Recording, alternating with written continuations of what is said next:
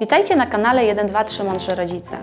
Wielkanocne ozdoby znaleźć możemy w każdym markecie, ale warto samemu zrobić coś ciekawego. Na przykład niepowtarzalne zawieszki z papieru w kształcie jajka.